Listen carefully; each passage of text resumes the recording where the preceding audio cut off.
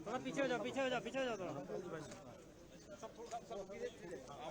आई वैसा आइए, बाकी लोग पीछे हो जाइए।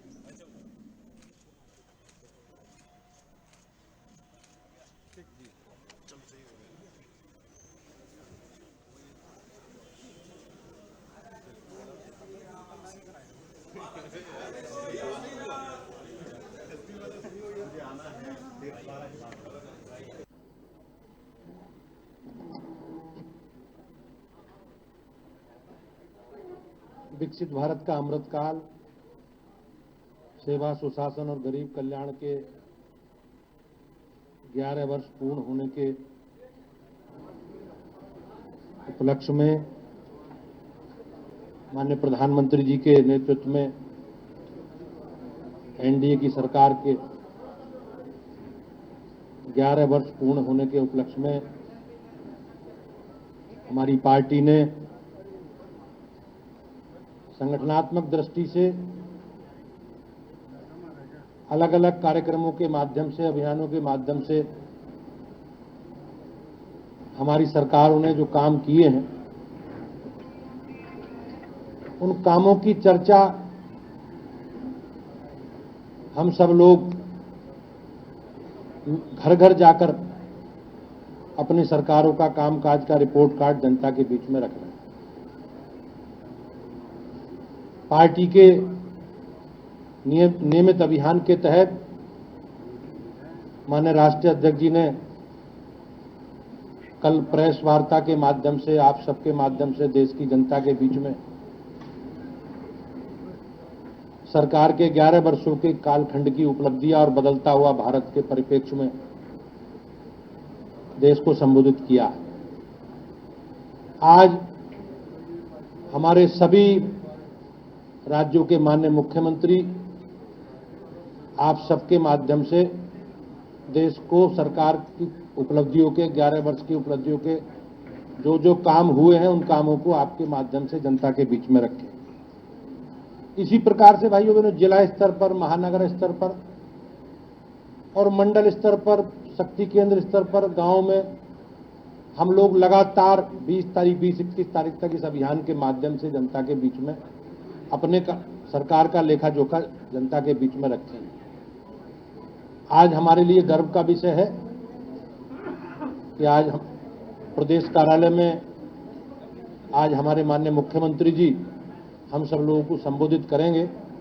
मैं उनका हार्दिक स्वागत और अभिनंदन करता हूं। आज हमारे डिप्टी सीएम आदरणीय केशव जी भाई साहब, आदरणीय ब्रजेश पाठक जी, हमारे महामंत्री संगठन धर्मपाल जी भी उपस्थित हैं। मैं उनका स्वागत अभिनंदन भी करता हूं। और इस अभियान का कोऑर्डिनेशन की दृष्टि से पार्टी की ओर से राज्य का काम देख रहे हमारे संयोजक मानवेंद्र सिंह जी, धर्मेंद्र सिंह जी, आदरणीय बहन अचराम मिश्रा जी, आदरणीय शिवभूषण जी, बसंत त्यागी जी, इन सबका भी स्वागत और अभिनंदन करता हूं। और आज आप सब लोग उपस्थित हैं, मेरे पत्रकार साथी, मीडिया के भाई बहन सब उपस्थित हैं। मैं उनका स्वागत और अभिनंदन करता हूं और माननीय मुख्यमंत्री से आग्रह करता हूं कि आज इस विषय पर हम सबका मार्गदर्शन करें। आदरणीय मुख्यमंत्री जी,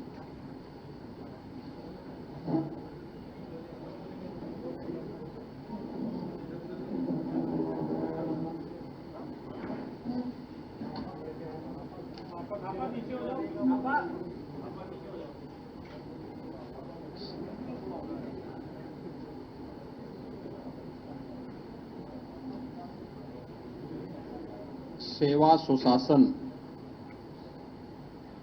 और गरीब कल्याण के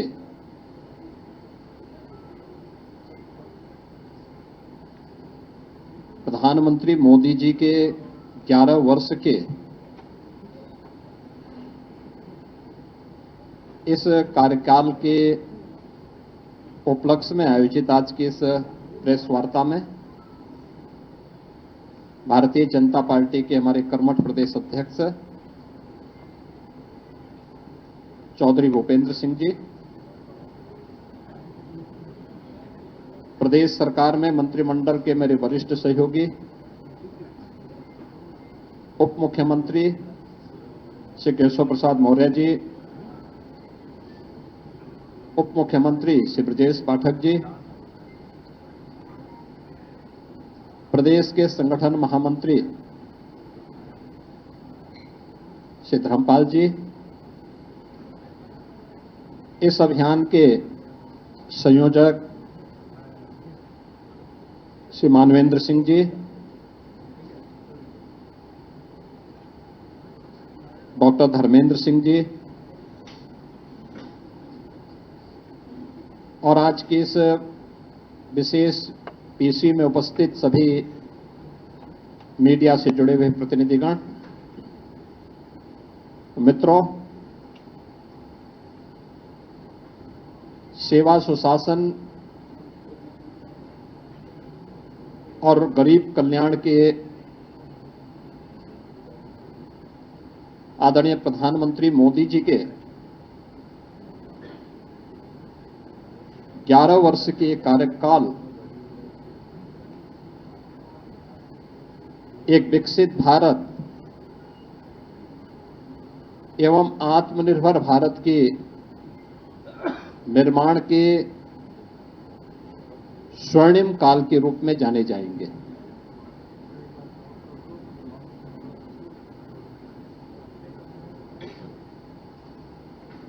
इन 11 वर्षों में प्रधानमंत्री मोदी जी ने वैश्विक स्तर पर भारत के विश्वास को सुदृढ़ करते हुए भारत को न केवल वैश्विक पहचान दी है, बल्कि स्वयं को तपाकर खपाकर 140 करोड़ भारतवासियों को भी एक विश्वास का प्रतीक बनाया है।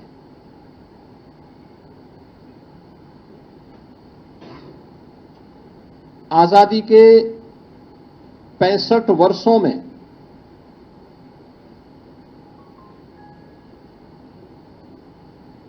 कांग्रेस नेतृत्व की और अन्य अस्थिर सरकारों के कारण आम जन का जो विश्वास टूटा था,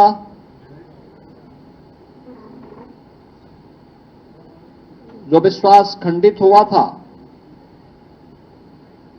वैश्विक मंच पर भारत की छवि जो तार-तार हुई थी, पिछले 11 वर्षों के अंदर प्रधानमंत्री मोदी जी के नेतृत्व में भ्रष्टाचार से मुक्त, परिवारवाद से मुक्त, तुष्टीकरण की राजनीति से मुक्त एक भारत श्रेष्ठ भारत की परिकल्पना को साकार करने वाली एक ऐसा नेतृत्व हमें मिला है, इस देश को मिला है, जिन्होंने पूरे भारत को विश्वास का प्रतीक बना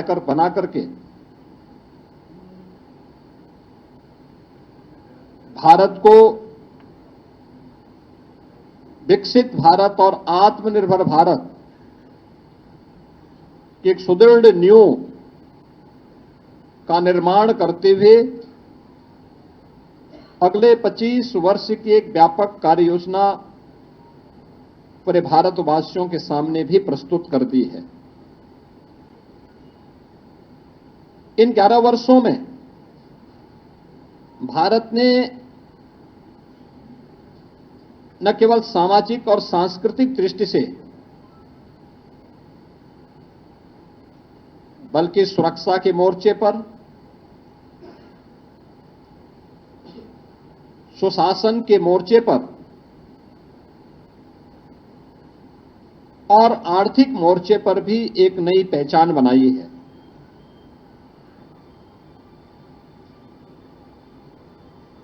शासन की नीति स्पष्टता, कार्यप्रणाली की पारदर्शिता, और जनता के प्रति जवाबदेही, अब यह शासन की एक नई पहचान बनी है। विकास केवल नारे नहीं, बल्कि यह विरासत और विकास का एक बेहतर समन्वय करते हुए आम जनमानस को साथ लेकर के चलने की आज की एक नई प्रवृत्ति ने भारत को दुनिया के अंदर एक नई पहचान दिलाई है। अब चेहरा देख करके नहीं, बल्कि पात्रता के अनुरूप हर व्यक्ति को बिना भेदभाव के शासन की योजनाओं का लाभ मिलता है।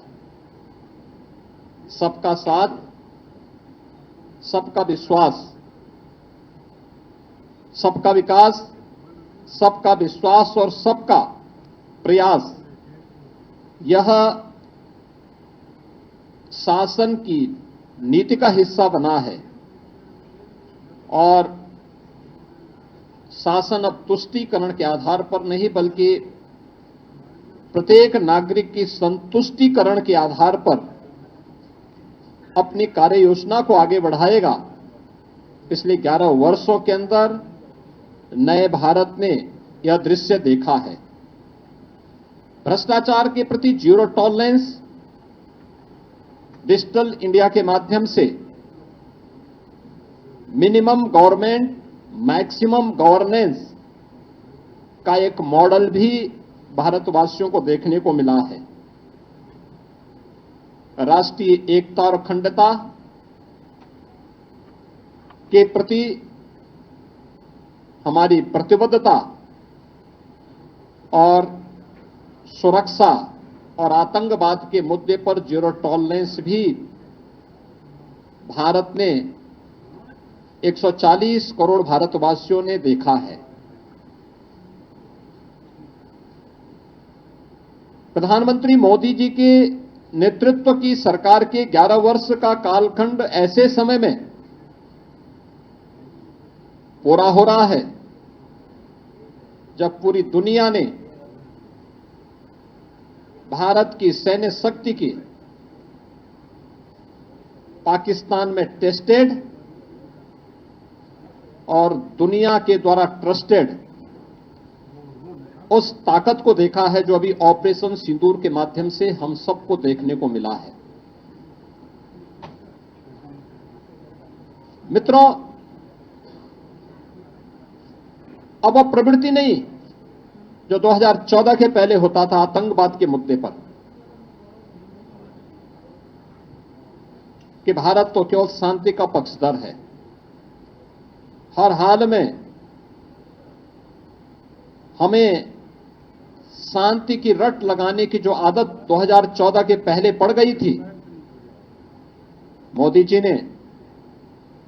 न्यू नॉर्मल के माध्यम से उस अवधारणा को पलट करके सज्जनों के साथ, मित्रों के साथ हम लोग शांति से, सौहार्द के साथ विकास की बात करेंगे। लेकिन कोई हम पर युद्ध थोपेगा, हमारी सुरक्षा में सेंध लगाएगा, भारत के अंदर आतंकवाद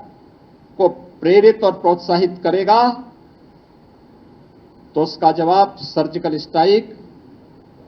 एयर स्ट्राइक और ऑपरेशन सिंदूर ही होंगे। यह भारत ने अपनी ताकत के माध्यम से, मेड इन इंडिया की ताकत के माध्यम से करके दिखाया है और दुनिया ने इस ताकत का एहसास अभी हाल ही में हुए इन कार्यक्रमों के माध्यम से देखा है। तो राष्ट्रीय एकता और अखंडता के मुद्दे पर भी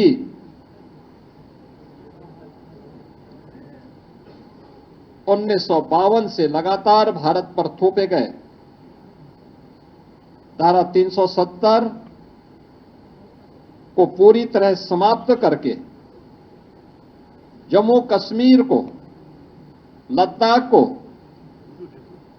भारत के कानून के अनुरूप, भारत के संवैधानिक दायरे में लाकर भारत की अखंडता को कश्मीर से कन्याकुमारी तक एक भारत श्रेष्ठ भारत के इस नए मॉडल के रूप में प्रस्तुत किया है। मित्रों, आजादी के अमृत महोत्सव वर्ष में देश की जनमानस को प्रधानमंत्री मोदी जी ने विकसित भारत का जो मंत्र दिया, इसके लिए प्रधानमंत्री मोदी जी ने 5 प्रण और 11 संकल्प प्रत्येक भारतवासी को याद कराए थे। ये 5 प्रण, और आपने देखा होगा ये 11 वर्ष के कालखंड इन 5 प्रण के दायरे में उन 11 संकल्पों को जीवन का हिस्सा मानते हुए ही आगे बढ़े हैं। ये 5 प्रण, विकसित भारत का संकल्प, गुलामी की मानसिकता से मुक्ति, अपनी विरासत पर गर्व, राष्ट्रीय एकता और एकजुटता और नागरिक कर्तव्य का पालन। 11 वर्ष के कालखंड को अगर आप देखेंगे तो सरकार ने विकसित भारत की जो आधारशिला रखी है वह इन्हीं 5 प्रण को ध्यान में रख करके ही रखी है, और इसी पर आधारित विकसित भारत का ये मॉडल जो आज भारत को अपनी विरासत के साथ भी जोड़ता है, दुनिया की एक आर्थिक महाशक्ति के रूप में भी स्थापित करता है और एक सामरिक शक्ति के रूप में भी भारत की ताकत का एहसास दुनिया को कराता है, उस नए भारत के लिए जो 11 संकल्प प्रधानमंत्री मोदी जी ने प्रत्येक भारतवासी के लिए सुनिश्चित किए, उनमें कर्तव्य का पालन, एक समावेशी विकास, गांव, गरीब, किसान, नौजवान, महिलाएं, समाज के प्रत्येक तबके को ध्यान में रख करके किए गए कि पिछले 11 वर्षों में गरीब कल्याणकारी, लोक कल्याणकारी कार्यक्रम, इंफ्रास्ट्रक्चर के डेवलपमेंट का जो मॉडल है, ये सभी उसके हिस्से हैं। भ्रष्टाचार मुक्त शासन, टेक्नोलॉजी का उपयोग करते, डीबीटी के माध्यम से जो कार्य पिछले 11 वर्ष के अंदर देखने को मिले हैं, स्वतंत्र भारत में 65 वर्षों में इस प्रकार का मॉडल कभी भी देखने को नहीं मिला। कानून का सम्मान, हर व्यक्ति कानून से बड़ा कोई नहीं, हमें कानून का सम्मान करना होगा क्योंकि कानून हर भारतवासी को संरक्षण देता है। वंशवाद की राजनीति का अंत, ये परिवारवाद की राजनीति, ये जातिवाद को भी बढ़ावा देती है, देश के सामाजिक ताने बाने को छिन्न भिन्न करती है, इतिहास की उन गलतियों की पुनरावृत्ति नहीं होने देना है जिनके कारण देश फिर से जिसके कारण देश गुलाम हुआ था, उस प्रकार की पुनरावृत्ति फिर न हो, इसके लिए आवश्यक है कि वंशवाद की राजनीति को समाप्त किया जाए। महिलाओं को नेतृत्व, नारी मातृवंदना कार्यक्रम से लेकर के बेटी बचाओ बेटी पढ़ाओ से लेकर के नारी शक्ति वंदन अधिनियम तक किए गए अनेक कार्यक्रम, सैनिक स्कूलों में बेटियों की भर्ती हो, नेशनल डिफेंस एकेडमी में भी पहली बार महिला भी वहां पर भर्ती हो सकती है और वह भी सेना में उच्च सैन्य अधिकारी के पद पर जा सकती, कमीशन अफसर के रूप में जा सकती है, यह पहली बार हुआ है। संविधान का सम्मान, बाबा साहब भीमराव अंबेडकर के द्वारा बनाए गए संविधान का हर हाल में सम्मान होगा, और इसके लिए प्रधानमंत्री मोदी जी ने 26 नवंबर की तिथि को संविधान दिवस के रूप में पूरे देश के अंदर 2015 से इस तिथि को आयोजन करने की कार्रवाई ये पहली बार हुआ। आरक्षण की सुरक्षा, सामाजिक दृष्टि से जो भी पिछड़े हैं, दलित हैं, वंचित हैं, उनको इस संविधान प्रदत्त सुविधा का अधिकार मिलना ही चाहिए, हर हाल में यह अधिकार उनको मिले। इसके लिए उनकी सुरक्षा, राज्यों में बिना भेदभाव के विकास की प्रक्रिया को आगे बढ़ा करके उनके समग्र विकास को आगे बढ़ाने का कार्य हो, या सामाजिक न्याय को सुनिश्चित करना और एक भारत श्रेष्ठ भारत के निर्माण के लिए किए गए प्रयास, ये 11 संकल्प हैं जिसे ध्यान में रख करके पिछले 11 वर्ष के अंदर प्रधानमंत्री मोदी जी के नेतृत्व में हम सब ने एक नए भारत का दर्शन किया है। मित्रों, अर्थव्यवस्था के मुद्दे पर हम अगर चर्चा करते हैं, याद करिए 2014 के पहले का भारत अस्थिर अर्थव्यवस्था थी, लोगों को विश्वास नहीं था क्या होगा भारत में। 1947 से लेकर के 2014 तक भारत दुनिया की केवल 11वीं अर्थव्यवस्था बन गया था और वह अर्थव्यवस्था भी अस्थिर थी। पिछले 11 वर्ष में भारत दुनिया की चौथी बड़ी अर्थव्यवस्था बना है, यानी भारत से ऊपर। अब भारत ने अपनी आजादी के अमृत महोत्सव वर्ष में, जब ये देश अपनी आजादी के 75 वर्ष पूरा कर रहा था, तब प्रधानमंत्री मोदी जी के नेतृत्व में भारत ने उस ब्रिटेन को अर्थव्यवस्था के मोर्चे पर पछाड़ा था, जिस ब्रिटेन ने भारत पर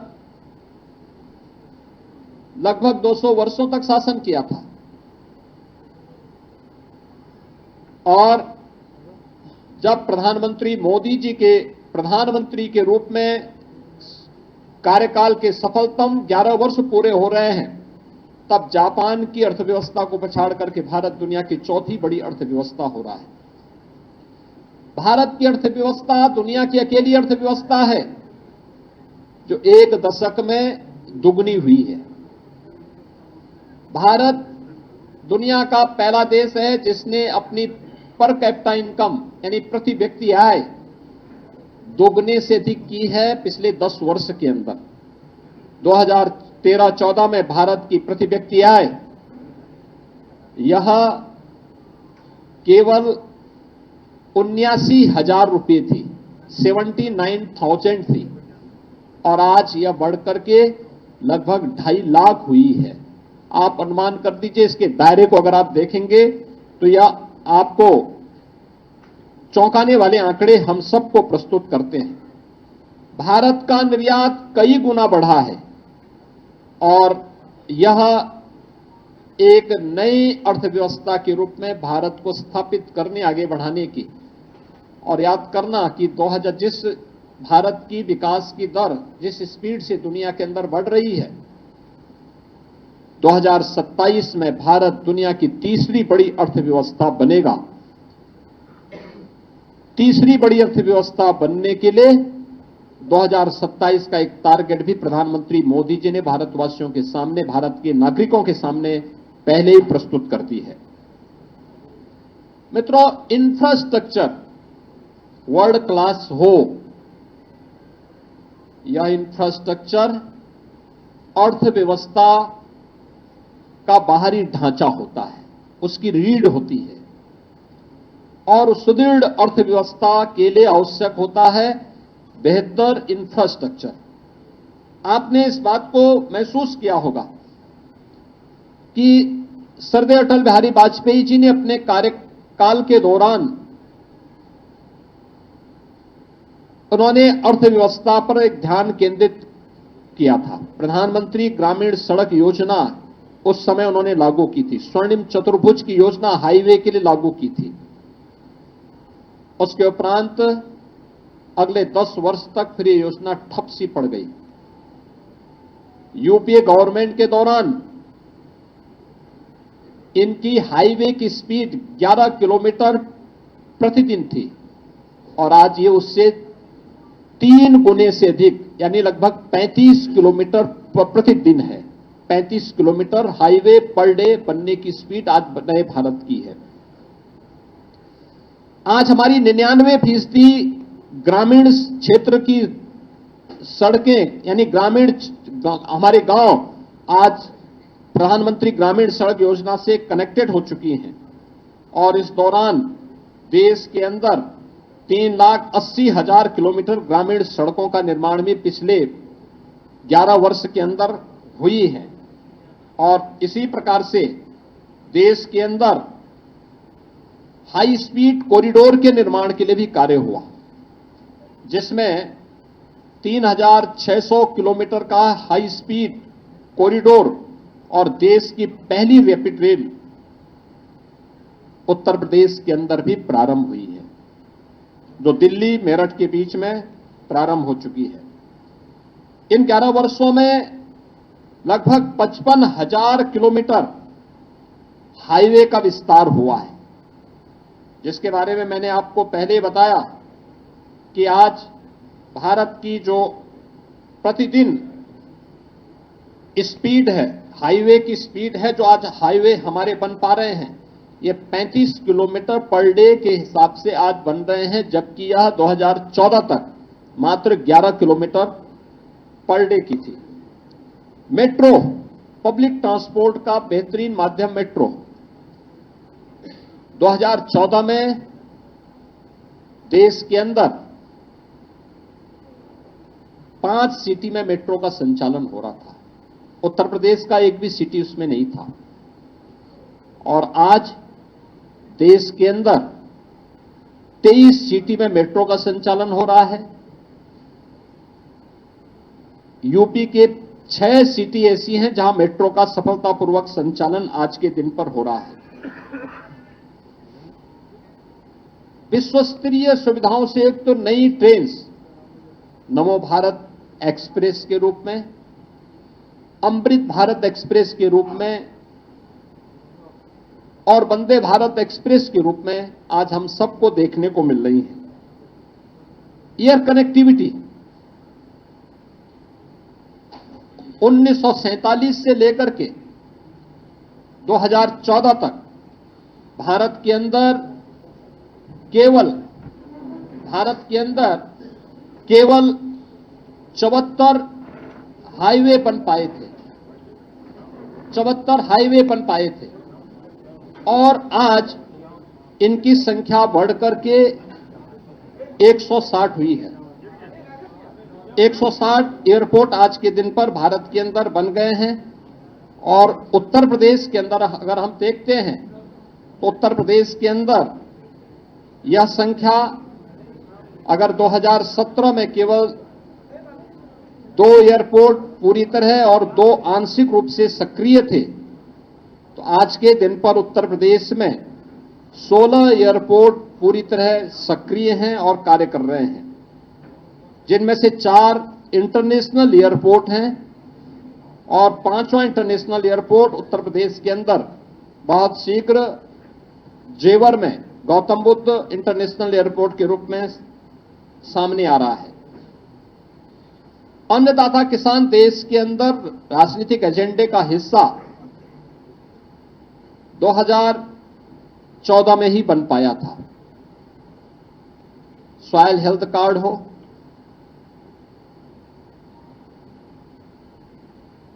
कृषि बीमा की योजना हो, प्रधानमंत्री कृषि सिंचाई की योजना हो, प्रधानमंत्री किसान सम्मान निधि हो, ये वे योजनाएं, एमएसपी की लागत का 1.5 गुना दाम की गारंटी हो, ये सभी पिछले 11 वर्ष की वे उपलब्धियां हैं, जिसमें देश के अंदर 11 करोड़ किसानों को 6,000 रुपए सालाना प्रधानमंत्री किसान सम्मान निधि की गारंटी, जिसके तहत अब तक 3,68,000 करोड़ रुपए डीबीटी के माध्यम से अन्नदाता किसानों के खातों में सीधे गए हैं। पीएम फसल बीमा योजना के माध्यम से 1,75,000 करोड़ रुपए की राशि सीधे इन अन्नदाता किसानों को उनकी फसलों की मुआवजा का मिला है। ये गारंटी प्रधानमंत्री मोदी जी की गारंटी है। और यही नहीं, देश के अंदर प्रधानमंत्री कृषि सिंचाई योजना के अंतर्गत 93,000 करोड़ रुपए के निवेश के माध्यम से 112 सिंचाई की योजनाएं कंप्लीट हुई हैं, जिसके माध्यम से देश के अंदर 48 लाख हेक्टेयर लैंड को अतिरिक्त सिंचाई की सुविधा प्राप्त हुई है। पहली बार अन्नदाता किसानों के लिए प्रधानमंत्री मोदी जी के विजन के अनुरूप सीड से सॉइल, हेल्थ एंड इंश्योरेंस तक, इरिगेशन, एमएसपी से मार्केट तक की एक व्यापक अप्रोच अन्नदाता किसानों को देखने को मिली है और इसका परिणाम था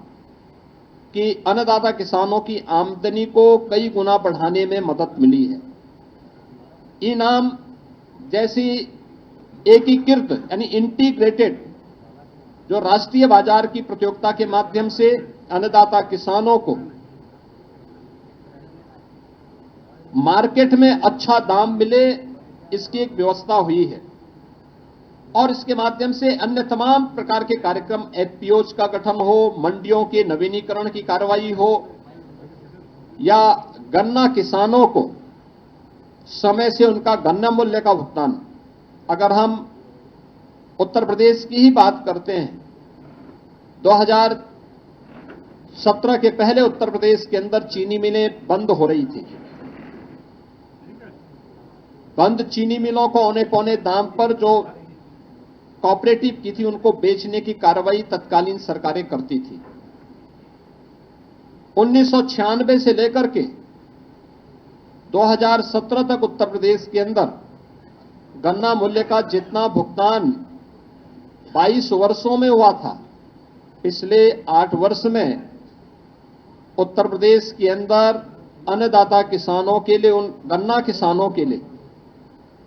71,000 करोड़ रुपए उससे अतिरिक्त भुगतान हुआ है। यानी अब तक 2,86,000 करोड़ रुपए का गन्ना मूल्य का भुगतान उन 46 लाख गन्ना किसानों को किया गया है जो गन्ने की फसल के माध्यम से, अपनी कैश क्रॉप के माध्यम से, एकमात्र कैश क्रॉप के माध्यम से वे आमदनी कमाते थे, अपने जीवन में खुशहाली लाते थे। यह डबल इंजन सरकार की वह गारंटी है जो प्रदेश के अंदर देखने को मिली है। पहली बार गरीब को शासन की योजना का लाभ का हिस्सा बन पाया है। अब चेहरा देख करके नहीं, योजनाएं किसी तुष्टीकरण का शिकार नहीं होती, बल्कि योजनाएं बिना भेदभाव के समाज के प्रत्येक तबके को उसकी संतुष्टिकरण का आधार देने वाली होती है। प्रधानमंत्री गरीब कल्याण अन्न योजना के माध्यम से देश के अंदर 81 करोड़ लोग इस सुविधा का लाभ प्राप्त कर रहे हैं। प्रति माह 5 किलो राशन की सुविधा प्राप्त करते हैं, तो प्रदेश में 15 करोड़ गरीब इस योजना से लाभान्वित है। हर घर नल की योजना, जल जीवन मिशन के माध्यम से देश के अंदर 15 करोड़ से अधिक लोग इस योजना से, 15 करोड़ से अधिक परिवार इस योजना से लाभान्वित हुए हैं और उत्तर प्रदेश में 2 करोड़ 65 लाख परिवार इस योजना से सीधे सीधे लाभान्वित हुए हैं। प्रधानमंत्री आवास योजना के माध्यम से 4 लाख परिवारों को देश के अंदर आवास की सुविधा मिली है, तो उत्तर प्रदेश में यह संख्या 4 करोड़ से ज्यादा परिवारों को इस सुविधा का लाभ मिला है और उत्तर प्रदेश में 60 लाख लोगों को इस सुविधा से लाभान्वित हुए हैं। प्रधानमंत्री उज्ज्वला योजना के माध्यम से ग्रीन ईंधन एंड क्लीन ईंधन की सुविधा मिले, यह सपना साकार किया प्रधानमंत्री मोदी जी ने। प्रधानमंत्री उज्ज्वला योजना के माध्यम से, जिसमें देश के अंदर 10 करोड़ 33 लाख परिवारों को फ्री में कनेक्शन उपलब्ध हुए हैं और उत्तर प्रदेश में 1 करोड़ 86 लाख परिवार इस योजना से लाभान्वित हुए हैं। पीएम स्वनिधि योजना के माध्यम से देश के अंदर पहली बार स्ट्रीट वेंडर के लिए भी कोई कार्यक्रम चला है। 68 लाख स्ट्रीट वेंडर प्रधानमंत्री स्वनिधि योजना का लाभ प्राप्त किए हैं। प्रधानमंत्री मुद्रा योजना के माध्यम से छोटे उद्यमियों को 52,50,000 करोड़ से ज्यादा का लोन उपलब्ध हुआ है। और प्रधानमंत्री श्रम योगी मानधन योजना के माध्यम से भी देश में 59 लाख श्रमिक इससे लाभान्वित हुए हैं। अटल पेंशन योजना 7 करोड़ 65 लाख लोग लाभान्वित हुए हैं और प्रधानमंत्री जनधन अकाउंट में 56 करोड़ बैंक खाते खोले गए और इन बैंक खातों में 2,56,000 करोड़ रुपए से अधिक की राशि उन गरीबों ने अपनी जमा भी की है। उन लोगों की जमा भी हुई है या गौर सरकार के द्वारा जो अनुदान भेजा गया है, जो सब्सिडी भेजी गई होगी डीबीटी के माध्यम से उन अकाउंट में उन लोगों तक सीधे सीधे पहुंचने का काम हुआ है।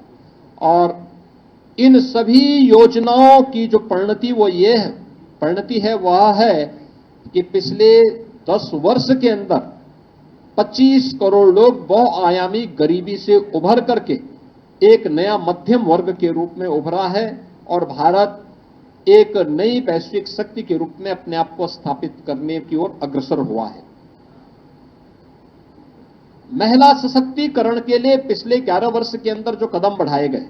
मैंने पहले इस बारे में कहा था, एक व्यापक परिवर्तन हमें इस क्षेत्र में देखने को मिला है और प्रत्येक क्षेत्र में महिलाओं की सशक्त उपस्थिति आज हम सबको देखने को मिली है, जिसमें बेटी बचाओ बेटी पढ़ाओ का कार्यक्रम हो या मातृ वंदना का कार्यक्रम, 3 तलाक की कुप्रथा से मुक्ति का कार्यक्रम हो या फिर विधायिका में यानी संसद और विधानसभाओं में महिलाओं को 33% आरक्षण की सुविधा प्राप्त हो, इसके लिए किए जाने वाले प्रयास, ये सभी वे प्रयास हैं जो नारी शक्ति के सशक्तिकरण के लिए उठाए गए कदम हैं। लखपति दीदी योजना के अंतर्गत 3 करोड़ महिलाओं को लखपति दीदी बनाने का संकल्प और यह कार्यक्रम युद्ध स्तर पर देश के अंदर आगे बढ़ा है। स्वयं सहायता समूह के माध्यम से, महिला स्वयं सहायता समूह के माध्यम से 10 करोड़ महिलाएं 90 लाख से अधिक समूह के माध्यम से आज इस योजना के माध्यम से जुड़ करके कार्य कर रही हैं। प्रधानमंत्री मातृ वंदना योजना के माध्यम से देश में 3 करोड़ 98 लाख गर्भवती और धात्री महिलाओं को 18,593 करोड़ रुपए की राशि वितरित की गई। इस दौरान प्रधानमंत्री मोदी जी के मार्गदर्शन में, उनके यशस्वी नेतृत्व में उठाए गए कदमों का परिणाम है कि मातृ मृत्यु दर को, शिशु मृत्यु दर को नियंत्रित करने में भी सफलता प्राप्त हुई है और national family health survey 5th के अनुसार जो सेक्स रेशियो देश का था उसको भी बेहतर बनाने में काफी इसके माध्यम से उसमें काफी उसके माध्यम से मदद मिली है। दुनिया जब इस सदी की सबसे बड़ी महामारी कोविड महामारी से पस्त था, तब भारत बेहतरीन कोविड प्रबंधन के साथ साथ अपने बेहतर भविष्य के लिए, विकसित भारत की आधारशिला रखने के लिए अपनी राष्ट्रीय शिक्षा नीति को लागू कर रहा था।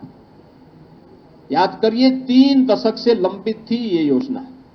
और 3 दशक में प्रधानमंत्री मोदी जी ने इस राष्ट्रीय शिक्षा नीति को 2020 में लागू किया। आज परिणाम है कि बेसिक एजुकेशन में पीएम श्री स्कूल के माध्यम से 14,500 से अधिक स्कूलों को बेहतर इंफ्रास्ट्रक्चर से आच्छादित किया जा रहा है। देश के अंदर इस दौरान आईआईटी, आईएम ये बने हैं, जिनमें 14 के बाद 8 नए आईआईटी, 7 नए आईएम का निर्माण हुआ। देश के अंदर पीएसयूज के माध्यम से जो रोजगार दिए गए 8,60,000 से अधिक भर्तियां देश के अंदर हुई हैं और 490 से अधिक केंद्रीय यानी नए विश्वविद्यालयों का निर्माण भी देश के अंदर हुआ है। स्वस्थ भारत एक समर्थ भारत का आधार बनेगा, ये प्रधानमंत्री मोदी जी ने कहा था। और आज याद करिए, पिछली सरकारों में कांग्रेस ने एक एम्स बनाया था, सरदार अटल जी ने 6 एम्स बनाए, और मोदी जी के कालखंड में एम्स की संख्या हुई है 23। उत्तर प्रदेश के अंदर 2 एम्स बने हैं, एक गोरखपुर में, दूसरा रायबरेली में। देश के अंदर 2014 तक केवल 380 मेडिकल कॉलेज थे। आज अकेले उत्तर प्रदेश में 80 मेडिकल कॉलेज हैं और देश के अंदर 2045 मेडिकल कॉलेजेस वर्तमान में मेडिकल की शिक्षा प्रदान कर रहे हैं। एमबीबीएस की सीट्स 2014 तक केवल 51,348 सीट्स थी। आज ये संख्या बढ़कर के 1,18,000 हुई है। और पीजी की सीट्स 2014 में 13,246 थी। आज ये संख्या बढ़कर के 74,000 इसके बाद नई जुड़ी हैं। इसी प्रकार से आयुष्मान भारत के अंदर पहली बार देश के अंदर 9 करोड़ से अधिक, यानी देश के अंदर 50 करोड़ से अधिक लोग इस योजना से आच्छादित हुए हैं, और जिसमें आज भी 1,30,000 करोड़ रुपए से अधिक का मुफ्त इलाज की सुविधा भी लोगों को उपलब्ध करवाई गई है।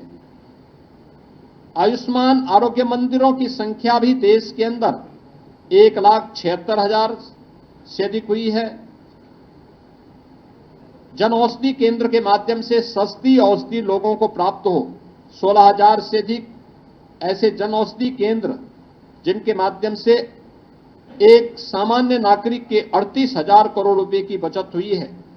और ई संजीवनी के माध्यम से भी देश भर में 37 करोड़ से अधिक टेली कंसल्टेशन की सुविधा आम जनमानस को देने की कार्रवाई हुई है। यानी समर्थ भारत के लिए भी 65 वर्षों में स्वस्थ बनाने के लिए जो कार्यक्रम होने चाहिए थे, उससे कई गुना पिछले 11 वर्ष के अंदर हम सबको देश के अंदर देखने को मिला है। आस्था और अर्थव्यवस्था का बेहतर समन्वय हो सकता है। विरासत भी विकास का माध्यम बन सकती है। ये हम सब ने महाकुंभ के माध्यम से देखा। प्रधानमंत्री मोदी जी का मार्गदर्शन और नेतृत्व ने प्रयागराज महाकुंभ की सफलता को जिन ऊंचाइयों तक पहुंचाया था,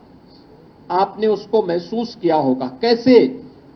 उसके माध्यम से हमने एक नए भारत का दर्शन किया। आस्था के माध्यम से आर्थिकी के 5 नए कॉरिडोर यूपी के अंदर बनते हुए दिखाई दिए, और उनके माध्यम से उन क्षेत्रों में रोजगार और अर्थव्यवस्था को जो बल मिला है, आज हमें यह विरासत और आर्थिकी का बेहतर समन्वय हम सबको देखने को मिलता है। एक नई काशी के रूप में काशी विश्वनाथ कॉरिडोर, आज काशी के अंदर बाबा विश्वनाथ धाम के निर्माण के बाद श्रद्धालु और पर्यटकों की आई भीड़ और वहां की अर्थव्यवस्था में आए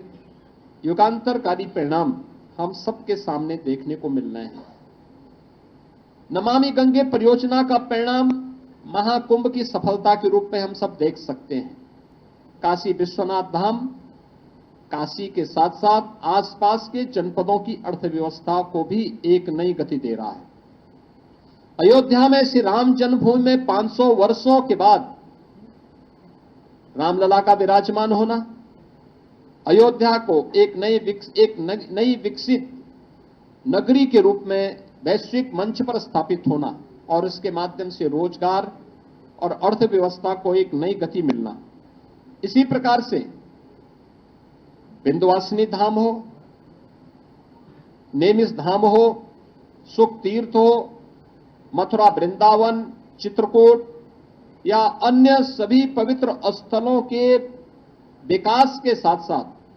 देश के अंदर महाकाल का महालोक हो, केदारपुरी और बद्रीनाथ धाम जैसे पवित्र धामों के सुंदरीकरण और वहां पर बुनियादी सुविधाओं को सुदृढ़ करने की कार्रवाई हो, ये सभी हम सब ने देखे ही हैं और इन पर निरंतर कार्य हो रहा है। पहली बार आजाद भारत में कार्य हुआ है। सोमनाथ के मंदिर का नया स्वरूप प्रधानमंत्री मोदी जी के विजन का मूर्त रूप है। तो देश के अंदर पहली बार लौह पुरुष सरदार वल्लभ भाई पटेल की दुनिया की सबसे ऊंची प्रतिमा केवड़िया गुजरात में सरदार सरोवर तट पर, नर्मदा जी के तट पर स्थापित होना, यह भारत की विरासत के प्रति सम्मान का। बाबा साहब भीमराव अंबेडकर के पंच तीर्थों की स्थापना का कार्य उत्तर प्रदेश के अंदर संत रविदास जी की जन्मभूमि चीर गोवर्धन का विकास, या फिर भगवान राम को हम तक पहुंचा, हम सभी आम जनमानस की मुक्तिदाता के रूप में प्रस्तुत करने वाले महर्षि वाल्मीकि की पावन साधना स्थली लालापुर को के विकास का कार्य हो, ये सभी हम सबको आज वहां पर देखने को, ये सभी कार्य हम सबको देखने को मिल रहा है। देश के अंदर अगर हम देखें तो चाहे वह प्रधानमंत्री संग्रहालय के माध्यम से देश के पूर्व सभी प्रधानमंत्रियों के देश के लिए जीवन और उनके योगदान की निष्पक्ष रूप से प्रदर्शित करने का कार्य हो, या फिर नेताजी सुभाष चंद्र बोस का भारत के स्वतंत्रता आंदोलन में किए गए योगदान के प्रति कृतज्ञता ज्ञापित करने का कार्य इंडिया गेट के पास उनकी भव्य प्रतिमा के अनावरण के माध्यम से, या जलियांवाला बाग परिसर के पुनरुद्धार के कार्य हो, ये सभी इस बात का उल्लेख करते हैं कि प्रधानमंत्री मोदी जी ने विरासत को विकास के साथ जोड़ने का जो कार्य किया वह हम सबके सामने है। 15 नवंबर की तिथि जनजातीय गौरव दिवस के रूप में भगवान बिरसा मुंडा की जयंती के रूप में मनाया जाए, इसके लिए उनके जनजातीय विरासत को हम संरक्षित करने का कार्य म्यूजियम के माध्यम से भी प्रस्तुत करें। लोक माता अहिल्याबाई की 300वीं जयंती का कार्यक्रम पूरे भारत अखिल भारतीय स्तर पर लोक माता की दूरदर्शिता के अनुरूप हम लोग आयोजित करें। ये कार्यक्रम जिस भव्यता के साथ हुए हैं, ये सभी आज उन कार्यक्रमों को जोड़ने के कार्यक्रम है ही। साथ साथ काशी तमिल संगमम का कार्यक्रम दो सभ्यता और दो संस्कृतियों को आपस में जोड़ करके राष्ट्रीय एकता को, एक भारत श्रेष्ठ भारत की परिकल्पना को साकार करने का कार्यक्रम, यह भी प्रधानमंत्री मोदी जी के नेतृत्व में आज हम सबको देखने को मिल रहा है। मित्रों, 11 वर्ष का